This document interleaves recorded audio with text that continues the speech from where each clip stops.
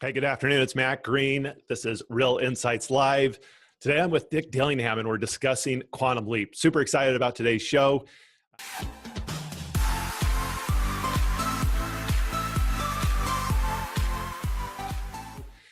Quantum Leap is really interesting. It's developed by Gary Keller, co-founder and chairman of the board for Keller Williams Realty International, the largest real estate company in the world.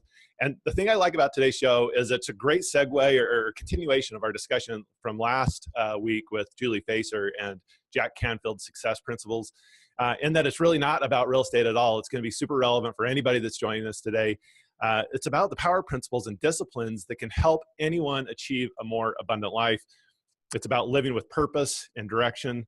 I'd like to remind you, as you participate in today's call, feel free to leave questions and comments down below. I look forward to any opportunities that we have to share and discuss things that are of importance to you and respond to questions. I want to make sure that we thank our sponsor today, Troy Thompson from Nook and Cranny Home Inspections. This guy is just absolutely phenomenal. Their team has been in business for nearly 3 decades here in Utah. Just rock solid home inspector all along the Wasatch Front. He does stuff down for our team down in St. George and does a phenomenal job. And of course, everywhere here up in northern Utah. I'd highly recommend that you check him out and connect with him for your home inspection needs. You can find them at their website, nook-n-cranny.com. So nook-n, like the letter N, -cranny with a K.com. And you can reach him on his phone number at 801-698-6467. That's 801-698-6467. Please tell him that you heard about us, heard about him here. Let him know that Matt Green suggested that you call. We would super appreciate it. And thank you for Troy, who's always just a great sponsor of our Keller Williams events, and certainly for the show today. So we're going to jump right into this. My guest, as I mentioned, is someone who I just have a tremendous amount of respect for. Very excited because I think he, as I said in my earlier Facebook Live event this morning, probably one of the great minds in real estate. And so just flattered that he'd join us today and talk about, I think, one of the most interesting discussions, which is kind of a self-reflection. So Dick, thank you for joining the call today. Thank you, Matt. Very excited. Yeah. So if you don't mind, maybe just start out with sharing with us a little bit about your professional career path and your current role with Keller Williams International. Okay. I started off in residential real estate in 1977. So if you're doing the math, that's a little over 40 years ago. Actually, I'm coming up to my 41st anniversary on April Fools. Oh, is that right? I don't know if that was foretelling the future, but 40 plus years ago, I got started in residential real estate, and I was with a traditional company. I was an agent. Back the first really month, I mean, even before I joined, I met a guy named Mike Brody. That's how I met Mike Brody. I was interviewing with the manager of the office, and it was a female who was single and quite wealthy, financially speaking. And I said, do you know somebody I could talk to before I make this commitment who's more like me, male, married, kids, and broke? And she said, absolutely, you should meet Mike Brody. And that's how I met Mike Brody, who's still my business partner today. Is that right? Yeah. That's a great story. I got into management, and then Mike and I left that company and started our own company. And we grew that company to over 150 agents. We sold that company. And 4 years later, we went to work for a 100% company. And then in 1995, I joined Keller Williams. Now, Mike had joined in 94. When I joined in 95, there were about 1,800 agents worldwide. It was an amazing company even back then.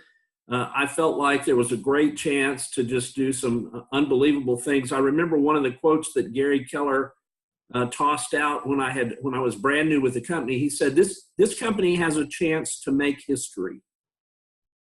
Holy cow, look where we are now. That early, that was his vision. That's a pretty bold statement when you're 1,800 agents. Right. We weren't really on anyone's radar to speak of. So I joined Keller in 95. I joined as an agent, and actually temporarily, that's not totally true. Temporarily, I was the interim regional director for North Texas, New Mexico. And I worked for Althea Osborne. She was the operating partner for North Texas, New Mexico. Curiously enough, I will tell you this. This was interesting. Keller Williams failed in Dallas the first time. That's where I am. I'm in Dallas, Texas. I've been here since I graduated from SMU. So I just liked Dallas and I stayed here. So that's where I started in residential real estate. But Keller Williams actually failed in their first attempt in Dallas, which is always kind of surprising to the people who think, oh, you're in Texas, you've got it kind of made because everybody knew who Keller was. Well, not so much in the early days. But anyway, so in 95, I started as the interim regional director. Later, Mike and I opened the Plano Market Center. I got involved in market center ownership, 2 or 3 market centers early on. And then in the late 1990s, 98, 99, we started developing the Northern California region. Later, it became the Northern California, Hawaii region. We noticed that Hawaii wasn't in anyone's region, and we took a long and careful study of whether or not we wanted Hawaii to be a part of our region. And in about 60 seconds, we said, yes, absolutely. We want that to be a part of our region. Yeah, I'm sure you all fight over who does business meetings That's right. with your group in Hawaii. So I'm the operating partner for Northern California, Hawaii. The regional director for that region, as you know, is Tony Brody, kind of a common name there. That's Mike's son. Mike is the operating partner for the Maryland, D.C. region, of which I am an investor. And we co-own the Plano Market Center, and then we have a couple of other investments in Keller Williams. So that's kind of where things are. About 1996, Gary Keller started Keller Williams University. And I was one of the original 11 or 12 people to start Keller Williams University. And so I started teaching for Keller Williams on kind of a formal basis. Prior to that, I was teaching for CRS, which is the designation, NAR's designation, Certified Residential Specialist. Well, once I started teaching for Keller Williams, I retired from CRS because I really had invested my total future in the growth of Keller Williams. And so I wanted to become pretty purposeful about teaching for Keller Williams University. Yeah, awesome. Well, and I think, I mean, for those that aren't familiar, Keller Williams over the last handful of years has been recognized as the #1 training company in the world, and then was just added to Training Magazine's Hall of Fame. And right. So to see what that Keller Williams University grew into relative to the training and coaching that this company provides both for agents and leadership is just pretty remarkable. So it's clear that you were in the starting of that. One of the things that you said to me in that opening that I think is insightful is, and I think sometimes we fail to remember this, and Gary, I think, will be the first to admit it when you hear him really talk as he starts to talk about his personal life and some of this material around Quantum Leap, is that Keller Williams was really a series of failures, right? And he talks a little bit about how right out of the gate, even when he was as small as those 15 or 1,800 agents, that he had such clarity in his vision that he was answering the phone, the Keller Williams International, right? Headquarters for Keller Williams International. And he right out of the gate had that vision and never saw failure as the stopping point or the destination, but really just, part of the process. Right. So before we really dive into some of the details of, this application and the ideas that make up Quantum Leap, would you provide us with just a 2-minute overview of what this material is really about? Yeah, sure. In some ways, it takes a little bit to figure it out. It's certainly about having the best life you can possibly have. It's about reaching your potential. Use the term abundance, about having an abundant life. And that's the way I described it. I would describe it as a class on how to have the best life possible. And as the more I've thought about it, and the more I've taught the class, it's about how to have a purposeful life. And to have a purposeful life, to have anything that's purposeful, any task that you take on where you want to become more purposeful, the very first step, I think, almost always for being purposeful is to enrich your thinking. So I think you have to think about your life I remember when I was first in the business, Matt, I don't know that I thought about my life. I don't know that I thought about my long-term goals as much as I probably should have. And in all honesty, I was kind of in a survival mode. Mm. I just needed to make enough money, sell enough houses to pay our bills, to provide for my family. If I look back on that, I wish I had been a little more introspective along the way. But fortunately, from that day to now, I have been. So it's about being more purposeful about your own life. We talk about being purposeful about your business all the time in our company. And I don't know that we talk as much as we should about being purposeful about your life. And so that's what this class is about. It's a challenge. It's a series of opportunities for you to become more thoughtful, more purposeful about your own life. Yeah. I remember really specifically this moment that I had while I was sitting in this class a number of years ago, first time taking the course. And I remember, and I think most people have had this experience at some level, but just sitting there thinking, man, I wish Heidi, who's my wife, was here with me. I wish my son, who at that time was just coming into his teenagers, was with me, right? And it's just that great opportunity where you start to have that inner reflection, and you're like, wow, who is it that I wish was with me, because the content is so powerful. Right. I know and maybe this is still the case, but there's only a handful of people that really teach this within our company, you being one of them. Right. What was it that was so compelling when you first started engaging in this content that got you so excited about this material that you became so deeply committed to it? Well, somehow I knew you'd ask me that question, and I'm not sure you're going to be prepared for the answer. I started teaching this class kicking and screaming. When I got a call from the dean of Keller Williams University at the time, and he said, "Dick, congratulations. You are our first instructor to be requested." I mean, I was pretty proud of that, and I felt pretty good about that. And I said, "Well, great. Well, what do they want me to teach?" And he said, "Well, they want you to teach Quantum Leap." Now, remember that up until that moment, no one had taught Quantum Leap other than Gary. And it's a course that Gary put together. He authored, basically. And I said, there's a mistake here. I believe I told you in our little survey that we did at our last meeting that was one course I did not want to teach. And I said, the reason I don't want to teach it is I've got a lot of work to do on my own life before I feel like I can teach others. I said it a little more graphically, but that'll do for our today's PG rating. Yes, and the dean of the university said, "Dick, we're all working on our lives. It's just a matter of, are you on the journey? And we believe you are on the journey. You've come to the class 5 times. You ask questions. You take notes. You're paying attention. We can see it in your behavior. You are on the journey, and that's really the key to sharing and helping others." And frankly, Matt, I really couldn't say much, because that was true. I was on the journey.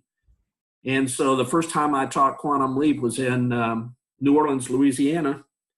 I was very nervous, and the first question I asked the class was, I said, "How many of you have taken Quantum Leap?"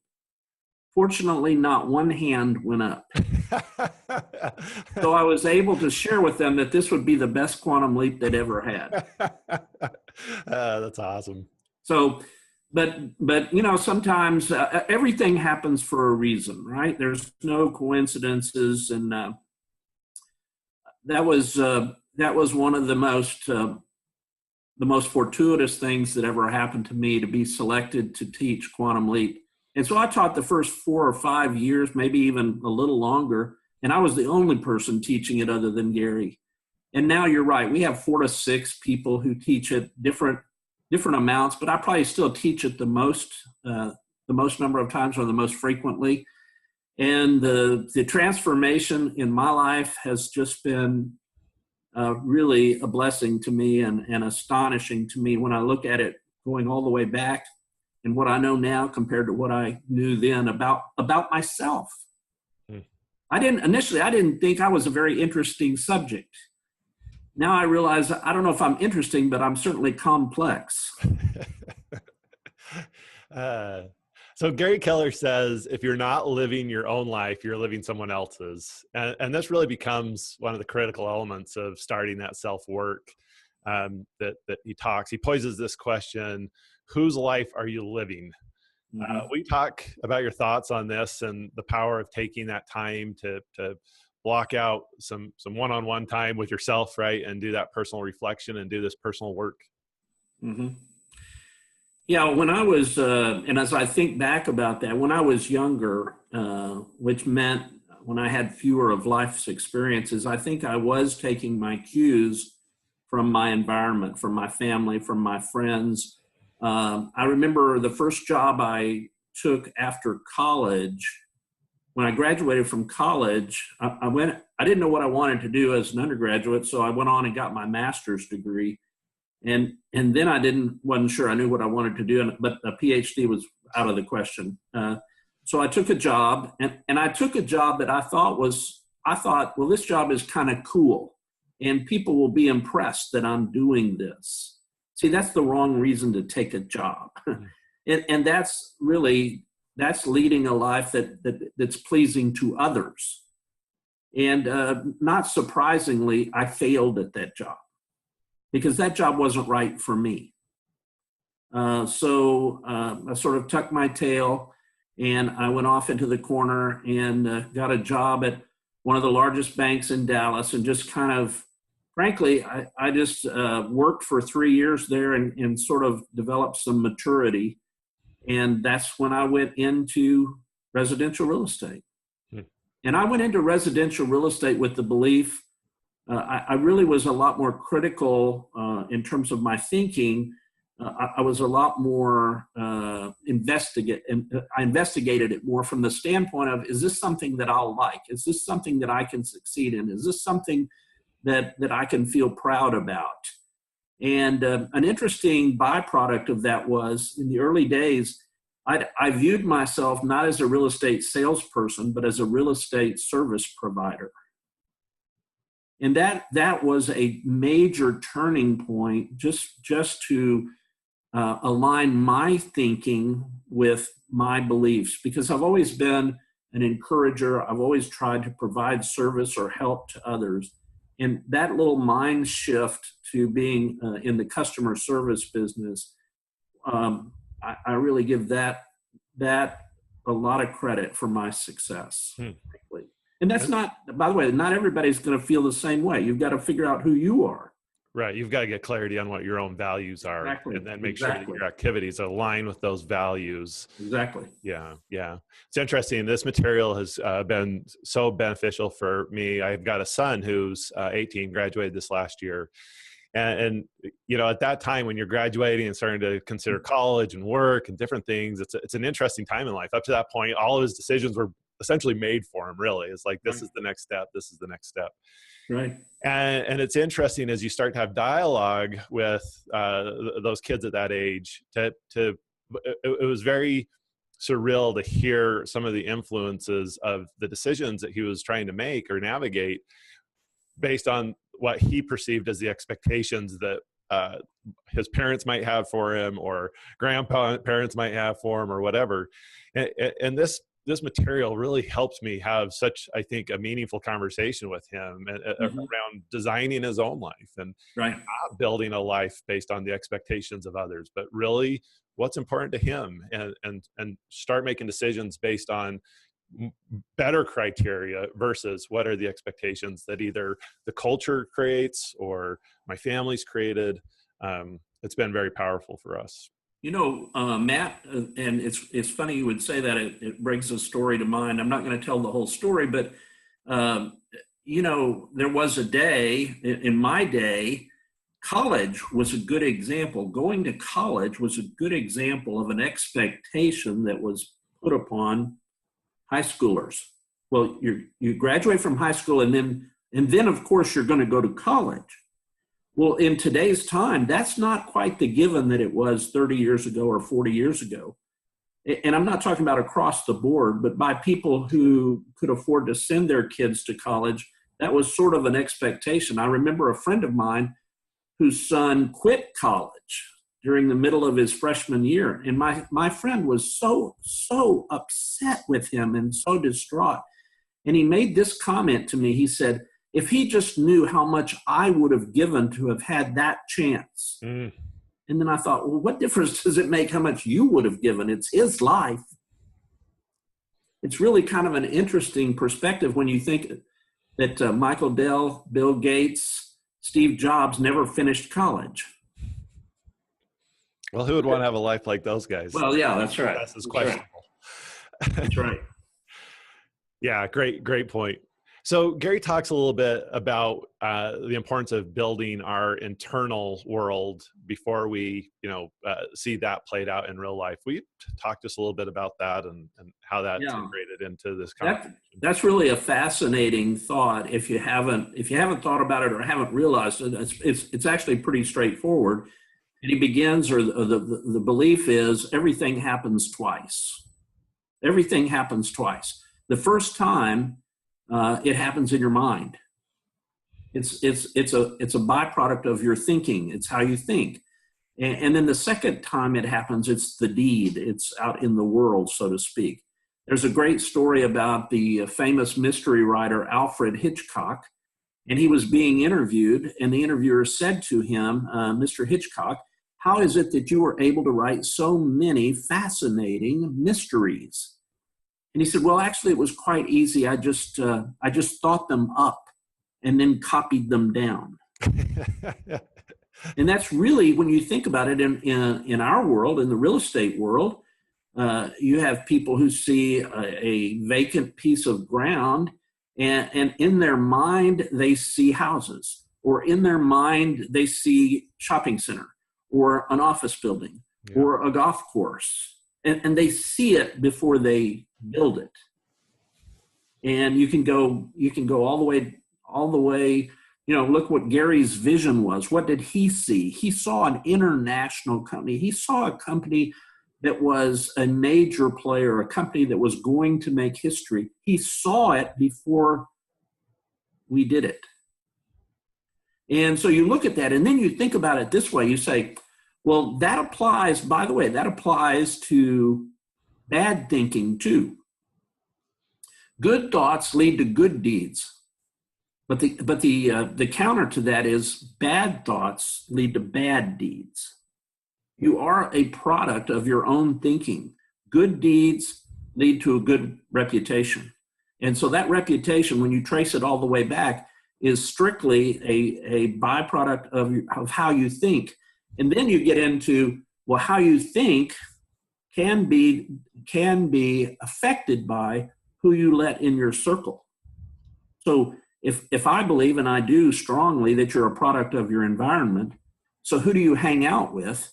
You hang out with people that you want them to be models for you. But you also hang out with people who will fill your mind with enabling thoughts. Not disarming thoughts or disabling thoughts, but enabling thoughts, powerful thoughts. It's very, very important. And when you look back at the people in your life and you see the ones that added to your thinking in a positive way, and then probably most of us have people in our lives who in the past, hopefully not the present, but could be past or present, actually detract from our lives because of what they're saying to us or what they're allowing to put into our mind, what we're allowing them to put into our mind. Yeah. I'm reading Darren Hardy's The Compound Effect right now. And it was interesting as he kind of touched on this and the power of us doing certain activities and thinking certain ways and how that really shows up, dramatically over a period of time when we've done it for weeks and weeks and weeks and so forth. And, right. and he talks a little bit about this this process of getting how we create it first spiritually or in our mind, right? In intelligence, we get clarity on what it is that we want or the life that we want, and he uses the example of how, when we decide that we have a certain car brand that we want to buy, all of a sudden we see them everywhere. Yeah. And he said, the idea around like the book, the gift or whatever, things show up for you when you visualize it clearly enough. Yes. It's not really all that kind of hokey pokey type of thing when you think about it. Those things are already out in the world.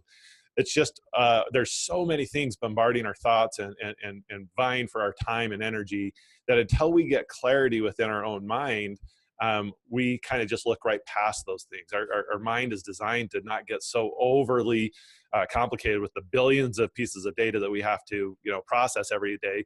So our mind kind of sees past those things until we design within our mind and get clarity on what we want and our values.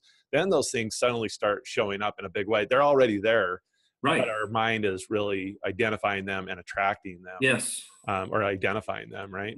At family reunion this past year, just last week at the cultural summit, they had a speaker at the cultural summit who has spoken to us before, Clint Swindoll. He was great.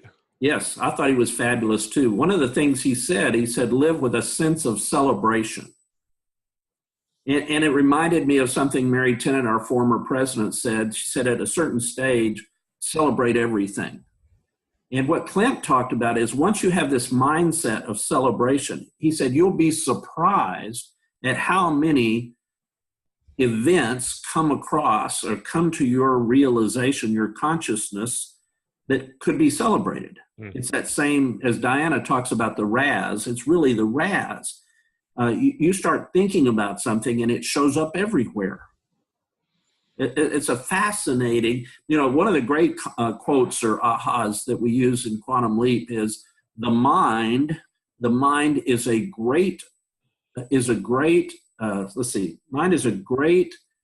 servant, but a cruel master. Mm. And so it shows what a slippery slope it is for you either to have control of your mind or for your mind to have control over you. In the 6 personal perspectives, which is a very thinking-oriented set of guidelines, the top people, the successful people who gave that research to Gary to develop the 6 personal perspectives, listed their number one challenge as keeping a positive mindset. And when you hear them say keeping a positive mindset, you realize right away that a positive mindset isn't necessarily permanent. We've all seen that. You can go from the top of the world in terms of positive thinking to the bottom in a nanosecond. It's fragile, it's fleeting, and it's a continual battle to keep your mind in a very high place, in a very positive place, in a very enabling place. And don't you think that one of the values in having this conversation and committing to some of these strategies is developing those skills to combat exactly that, right? To keep our mind in that space. Yes. I think there's a certain discipline involved, the discipline of your thoughts, being disciplined about your thoughts. I also think, Matt, there's a certain awareness. There's a certain awareness about this whole thing. If you had not even thought of our conversation, let's say you were just listening in and you'd never really thought about how important your thinking was, well, the first thing that happens is you've got a new level of awareness. And that's all well and good, but now what are you going to do with that new level of awareness? You have to put it into practice. You have to apply it. And that's where some level of discipline or some amount of being habitual, creating habits around your thinking, that's where that comes into play. Yeah, that's really where change takes place. But it starts with awareness. I remember during that first Quantum Leap that I attended, one of the things that was so impactful to me at that time that I really absolutely committed to not living these 3 stages that Gary talks about. So the 3 stages of life being learning, earning, and living. And, we've seen this within our culture for so many years where people say, you get your education and then you go and really focus and work. And then it's after that work career at 65 or whatever that you retire and go enjoy your life. Right. And the shortcomings of having that thought process and that paradigm and waiting till that point to enjoy your kids and your family and the world around us and all these things. And I just thought, I'm not going to live that life. I'm committing today to not do that. Right. And so would you talk a little bit about, what Gary's thoughts and the discussion that we really get into relative to that concept? Yeah. Another way to label that, and this is fascinating to me too, is, the world of learning, the world of working, and then the world of playing. So it's the same thing you're talking about, but the terminology is slightly different: learning, working, playing. And the reality is, there's several things that Gary talks about, how a lot of us have almost compartmentalized our lives so that we maybe get an imbalance of each of those at certain stages in our life. And it creates a certain boredom, it creates a certain burnout. And quite frankly, what you're doing is you're postponing, in many cases, think of it as postponing your joy. Postponing your joy. And so you get to this retirement age and you've worked hard going through school to get a good job, and you've worked hard at your job and you've gotten several promotions and you've built up a 401k, and you and your spouse are looking forward to travel and all this. And suppose you're physically no longer able to travel, or suppose something happened in the market or something happened to your company along the way, which, by the way, there are several companies that we could use as examples. And I tell the story about you get an email from your employer and it says, I have some bad news and I have some terrible news. The bad news is we're out of business and you don't have a job. The terrible news is, in trying to save the company, we spent your retirement. WorldCom was an example of that. JP Morgan, I think, was an example of that. There's been, I don't want to mention the wrong companies, but there have been several companies that have gone under and taken the retirement funds of their employees with them. So there you are at 60 or 65, ready to retire, ready to play, ready to live life, and you have no money. That's a harrowing thought. Yes. It's not, actually, I can remember, it's not so harrowing at 25. Right. At 25 years old, so what? I'll just do it again. There's a quote in the book, Grit, and it says, Angela Duckworth is the author of that book, and it says, imagine if tomorrow when you woke up, you had lost everything. What would you do?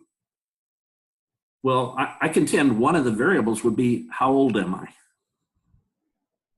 If I'm 25 years old, first, I probably didn't lose that much, but second, I've got plenty of time to make it up. But you're 35 or 45 or 55 or 65, that becomes a much, much more serious question. We aren't quite as invincible at 65 as we were at 25.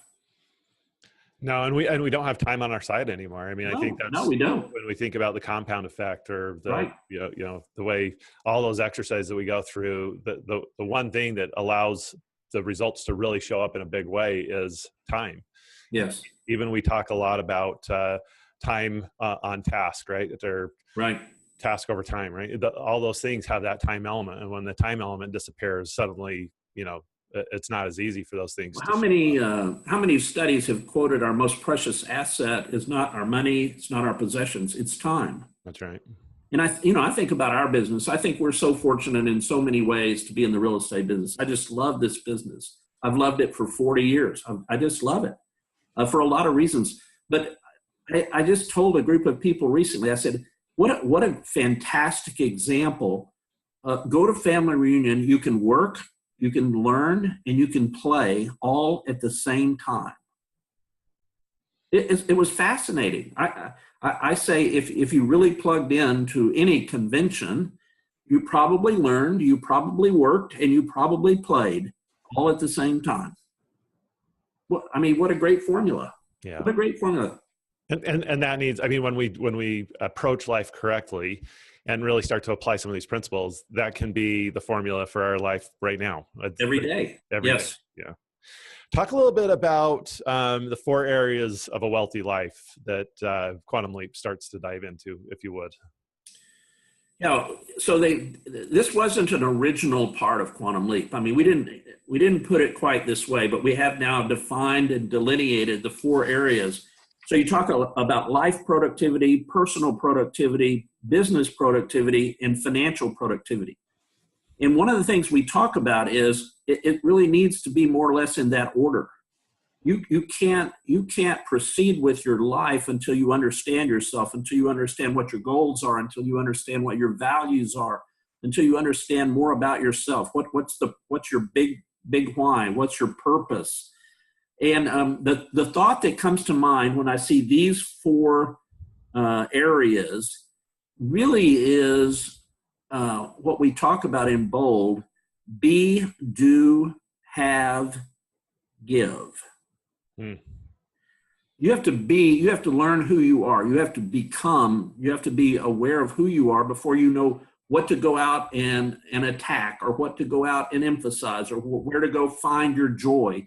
And then you have to be successful at that in order to have, and because you can't give unless you have. And you can't have unless you do. And you can't do until you know who you are, or who you be. Yeah. Who you be. I like that. So that's almost you can see it forwards, front to back, or back to front. It makes perfect sense that there's a natural order to these 4 categories.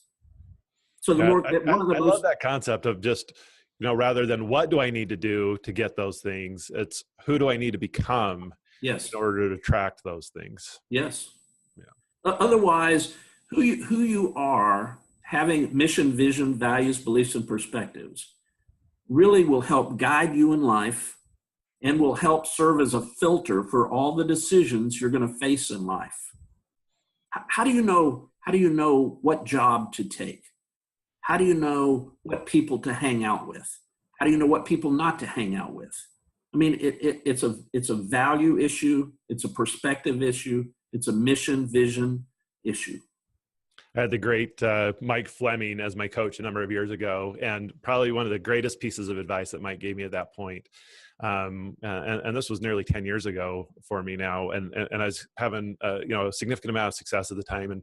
And Mike said, Matt, there will never be a lack of opportunity. The challenge will be making the right choices on which opportunity to pursue. And he said, it would do you a great service to get clarity in developing a filter of how you're going to make choices prior to those opportunities showing up, so that, before the emotion of the opportunity starts or whatever, you've thought through and gotten clarity on what your values are and what your mission is life, and what really gives you energy, so that when those opportunities are presented, you simply run them through the filter, and then you can ask, does this align with the things that I've identified as my mission, vision, values, etc. Yeah, and we talk about you can't have it all, do it all, and know it all. So given that, what choices, what priorities are you prepared to make for your own life? Without any clarity about your life, that's going to be a roll of the dice. Yeah, it's going to be a roll of the dice. One of the things we talk about the most successful people in life simply make better choices than the rest of us. Life is nothing but making choices, making good choices. And the people who are the best at making good choices are the most successful people in life. And so what are the things I can do to increase the odds that I would make better choices? Well, you used the term clarity, and one of my favorite bold laws is clarity is power. I think that's just such a fabulous concept. Clarity brings about power to make the right choices, because you're always going to have, like Mike said, you're going to have plenty of choices to make. The question is, are you going to make the best choices, the right choices for you? I think about a new agent, and I've shared this recently because I've had coffee with several of our new agents over the last 2 or 3 months. And I would ask an agent, I would say, so you've been with us 2 or 3 months. What are you doing to get business? And one of them said to me, I'm holding houses open. I said, okay. I said, how did you reach that decision? And he looked at me and he said, well, Mary Beth does it, so I thought I will do it. And I thought, I think the decision process is slightly flawed, but it's interesting that we'll look at what other people are doing and just assume that means that's what we should be doing. And I don't think that's the best thought process to go through. You know, we talk about choices and we talk about priorities. When we talk about lead generation, we have about 8 or 9 different choices to lead generate. I'd say at least 8 or 9, but let's say the major ones would be 8 or 9. Yeah. So the question isn't what does Mary Beth do? The question is, what should you do? What would give you the best result? Gary had a panel on the first day of family reunion, and it felt a little mega campy to me because he had about 5 people up on stage and he interviewed them. And they were all very successful agents, and in several cases did things differently, but got to the end result. And actually the takeaway that I got is, regardless of what they were doing, one did events, one did open houses, one did farming, but they all came back to one thing: face-to-face, better contact with their database. Every one of them. So what I walked away with was they all had their own route to building their database. But as that database got built and was continuing to thrive and be built at an even higher level, they all wanted to get more face-to-face time, more personal time with their database. And when you read the Red Book, The Millionaire Real Estate Agent, if I were to say to you, okay, so Matt, you've got these choices for lead generation. Let's look at it from 50,000 feet. Your choices, let's take 2 choices, and the big choices. You could either deal with Mets or deal with haven't Mets. Now, Matt, you've read the book, you see the statistics, the conversion rates. Which would be the better choice? Mets. Okay, now under the category of Mets, we've got about 6 or 7 options. Which one of those fits your style? Which one do you feel good about? Which one you have the right amount of time for, the money for? And we look at all of these things and you go, whoa, I get it. I think that's how you should think. Yeah, it makes me vividly remember a conversation I had a number of years ago with the team. Well, I was the team leader at the time in Park City, Utah. And I had this really phenomenal agent, talented person, agree to, she actually asked me, she goes, hey, I want to sit down with you and talk a little bit about my business and see if you can't give me a little coaching and insight on how I can approach this differently. And so I said, sure, I'd love to. And so we sat down and she goes, okay, I know exactly what you're going to say. And I said, you do? She goes, I know, I've got to start doing more cold calling. And I'm like, what would make you think that? And she's like, well, that's the answer, right? I've just got to do more cold calling. And I'm like, not necessarily. Like and at the end of the day, if that doesn't align with who you are and doesn't feel good, that's just not going to be sustainable over time. We've got to figure out a different lead generation strategy for you. So doing it like the guy next door or the person down the hall that's having success doing the cold calling to the FSBOs and expireds, if that is going to be miserable for you and you can't ever imagine yourself doing that, we've got to figure out a different strategy that allows you to ultimately do exactly what you're saying, is getting face-to-face and having these conversations with your sphere of influence. But there's a myriad of ways that you can do that. Right. And it's got to align with who you are and what your kind of value is and so forth, that you can allow to show up and do it day in, day out, do it well and enjoy doing it. It's just interesting to have that perspective. You know, there was a quote. First of all, if I had to cold call, I wouldn't have lasted 3 months. Yeah. I would not have lasted 3 months. And I would have probably only lasted 3 months because I would have dodged the person who was asking me about my results. I could have dodged them for at least half of that time, you know? So I think about a quote from John Wooden, the famous basketball coach for UCLA, the UCLA Bruins, who coached them to like 14 national championships. And this is one of the most empowering quotes I believe I've ever heard. And he said, don't let what you can't do stop you from what you can do. And that's what we're talking about, Matt. We're talking about strengths and weaknesses. Yeah. And you and I talked about this on our last call. One of the exercises that we do in the class, and I'm going to toss this out to everyone who's on the call or listens to the call later, you should get out a blank piece of paper, and you should just start writing down all your strengths. Write down all your strengths. Just go for it. Don't try to explain them. Just write them down. When we do that exercise in class, it's kind of fascinating to see what happens.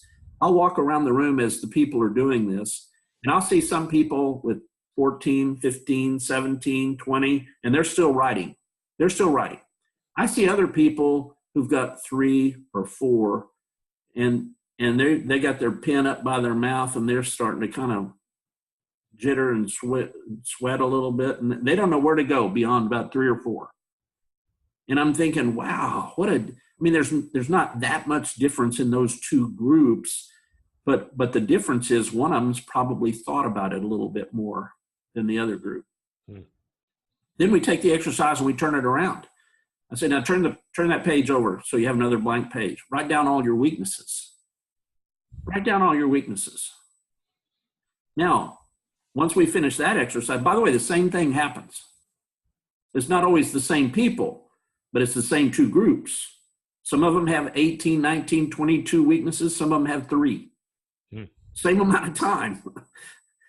And now you look at it and you say, now I want you to go back and forth from one side of that page to the other side of that page. Which one would you rather work with? Which one do you think is going to be easier? Which one do you think is going to be more fun? Which one's going to make you more successful over the long haul? So you don't do things in our business for a year. You do them for your career. And that's what you were talking about. You cannot sustain cold calling if you don't like cold calling. Yeah. It's an amazing, so try that exercise, strengths and weaknesses. Just go for it. Matter of fact, be really bold and share it with someone. Share your list of strengths with me, Matt. Now share your weaknesses with me, Matt. It might create some very interesting dialogue. Yeah. I love that introspective, that time doing those exercises. So powerful, right? So one last item that I would love to connect on just a little bit in life productivity. And unfortunately, we don't have time to really get into personal productivity, business productivity, financial productivity, all like just incredible content and things that, we'll leave that for those that come to the class that we have coming up in a number of weeks. But talk a little bit about the 5 key relationships as it relates to having a productive, meaningful life, if you would. Yeah, so I'll go over what they are in just a second, but let me lead off by saying this. In the manual, there was a fabulous, what we call a truth. And the truth said this, or says this, you need people more than they need you. Then it goes on to say, the same truth goes on to say, no one ever achieves their true maximum potential alone. And so you think about that and you think about the people in your life. And remember, I said earlier, and I'm going to repeat this because I think it's really important, you are a product of your environment. So do you have a supportive environment? Or do you have a destructive environment? The 5 categories, if I remember, you've got mentors and role models. Your mentors and your role models, of course, that would be in every area of your life. Not just your business mentors or role models, but your spiritual mentors and role models, your financial, all of that, your health, all areas of your life. Who are your role models and your mentors? Your love relationships. And then and most people kind of get those 2 okay. They understand them. It's not that they're very conscious of them, but the ones they're less understanding about are your wealth relationships, your wealth determiners. Who are you determining wealth for, and who's determining wealth for you? And then finally, the last category our affiliates or associated acquaintances, kind of the people in your life who are there. They help you, they plug in, but their relationship with you is not nearly as deep or as critical to you as your wealth determining relationships.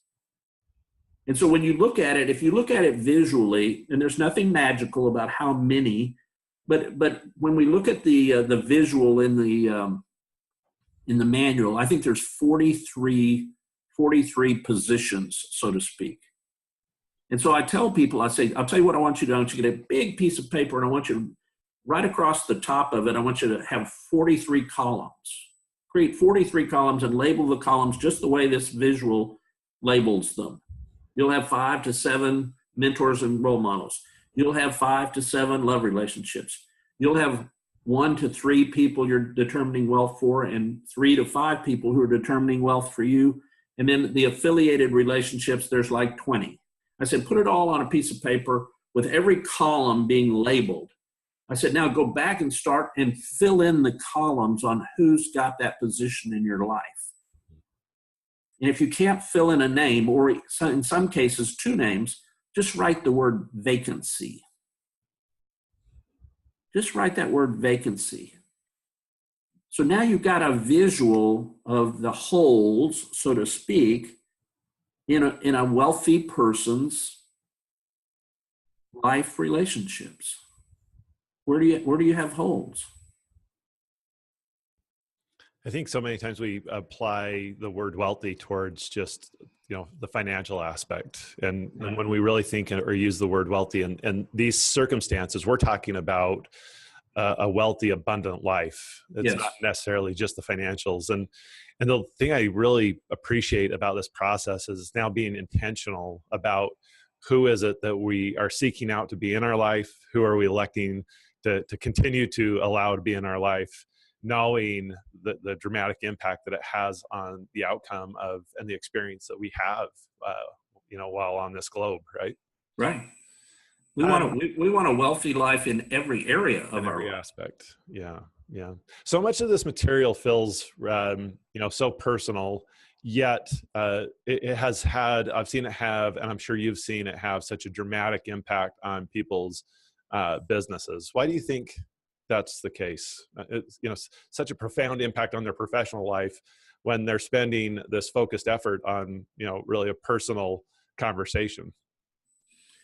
Well, one thing I realized early on in my real estate career, I'm not saying I put all of these pieces together, but I saw right away, because I did do about a 2-year stint as manager of that traditional office that I started with. What I realized was people whose personal lives were in trouble or were troubled or had things going on in their life personally that weren't going so well, their business would eventually suffer. And likewise, if people weren't doing well at their business, something would happen to them personally. You can't have one without the other. The 7, actually all 7 areas of your life are interrelated. And so I appreciate so much that one of the company's values is lives worth living. Well, lives worth living is so that you can have businesses worth owning. And careers worth having, businesses worth owning. Yeah, that's it. Careers worth having. Well, so I mean, we go at it and we leave lives worth living to the end. And in truth, if you could visualize this as an endless circle between those 3, the better your life is, the easier your business and your career will become. And in The One Thing, they have the book, The One Thing, they have like the 7 areas of life, and they ask you to rate those areas on a 1 to 10 scale. And then you look at it and see a visual of where you're out of balance. These are not 3 standalone or 7 standalone categories. They're dependent on each other. Amen, brother. I think that's been one of the biggest realizations in my life, both from personal experience and seeing in others, that at some point, a dramatic deficiency in one of those areas will show up in the other aspects of your life. It's just, it's unsustainable to have something where things aren't good at home, not at some point show up in your professional life, and vice versa. Without a doubt. 100% consistency. The only variable is time. Yeah. It's just a matter of time, but it's going to happen. So Dick, I can't tell you how excited we are to have you come into Salt Lake in April. Of course, April 10th, we will be at the Salt Lake Community College. It's the Miller Conference Center from 9 a.m. to 5 p.m. And you will be teaching the Quantum Leap material. We're so excited to have you. If any of those that are listening today would like to get registered for this, again, just go to kwutah.com. Dick, are there any kind of parting thoughts that you would like to share with the audience about why to attend, or anything that is, really compelling about, the material that they should consider or prepare prior to coming to the event? Yeah, a couple of the little exercises would be kind of fun for them to have prepared. If not, we'll spend a few minutes on it. But the more time you can spend on the exercises, the better. And so 2 of the exercises that we talked about was the strengths and weaknesses, your own personal strengths and weaknesses. I'll share one other quick one is we'll get to a goal setting. We'll do some goal setting. And goal setting can be personal goals or it can be professional goals, either one. But the process to achieve your goals that we use in our company, which I think is one of the most fantastic tools we have, is the 1-3-5. So we also call that the GPS: goals, priorities, strategies. And so if you have goals, be thinking about how you're going to achieve those goals. Be purposeful about the solution or the track that you'll run to achieve those goals. Again, both business and personal. If you don't have goals, that's a whole nother issue. We need to get you into a goal-setting state of mind. One of the great questions I love to ask people is, where do you see yourself in 5 years? Now, a lot of times people will ask me, professionally or personally? And I say, yes.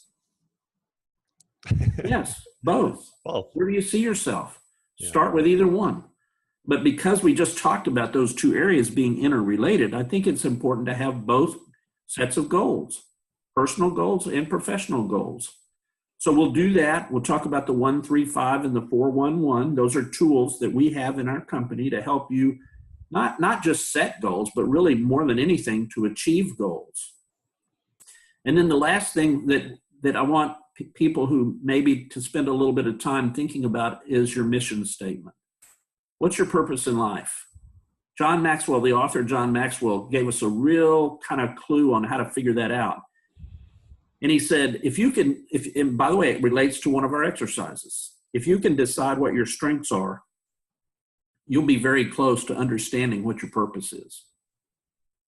And I thought, that's really interesting. Gary's mission statement revolves around his writing, teaching, and coaching. Well, what do you think Gary's strengths or passions are? Right. Writing, Yeah. teaching, and coaching. And that's how Gary, his mission statement is to help everybody around him reach their highest potential possible through my writing, teaching, and coaching. And that really pretty much follows Maxwell's kind of formula. Figure out what you're really good at. Now figure out how to use those to be significant in someone else's life. See, I love the idea. Zig Ziglar said it a long, long time ago. He's one of my mentors and role models. You help enough other people get what they want, you can have anything in life you want. This is such a great class. It is a great class to bring family members or friends. We've had that happen a lot of times. I'm sorry about that. Anyway, I'm excited to be there in April. We've got a whole bunch of stuff that we haven't even touched on here. So I'm always excited to come to Utah and share with you guys. Dick, I can't thank you enough. Appreciate you so much for being on the show. Folks, that's our show for today. That's Real Insights Live. I just wanted to remind you, if you'd like to attend the full class of Quantum Leap, please go to our website, kwutah.com. Get signed up. It's on April 10th again, Salt Lake Community College. I can guarantee that it will be a day well spent. I'm very much looking forward to it. If you want to connect with Dick, you can certainly follow him on Facebook, facebook.com/Dick.Dillingham.7. So make sure you connect with him if you want to connect or ask any questions. I'm sure that we will also be following up on any comments as you engage with us over the next several weeks on the Facebook Live event. So we'd love to engage and answer questions. Next week, we have a really great show with Marcus Green and Johnny Christensen. Same time Wednesday, I think it is the 7th of March. We will actually be doing a 2017 year in review of the market here in Utah, along with projections for 2018. So some really great insight for things to come. If you want to watch or check out any of our past episodes, and certainly this episode as well, in the next handful of days, will be on our YouTube channel, kwutah.tv. And certainly make sure you continue to follow us, give us a thumbs up. And we love your comments at our webpage, or excuse me, our Facebook page, facebook.com/KW Utah. Boy, I'm going to butcher that one. And finally, I'd love to always connect with you on my personal page and continue the conversation there. So facebook.com/Matt Green Utah. Please connect with me there, follow along, and you will be notified of upcoming events. That's our show. Thanks so much. Peace, love, and whoa, lost my mic. Productivity. Thank you, guys.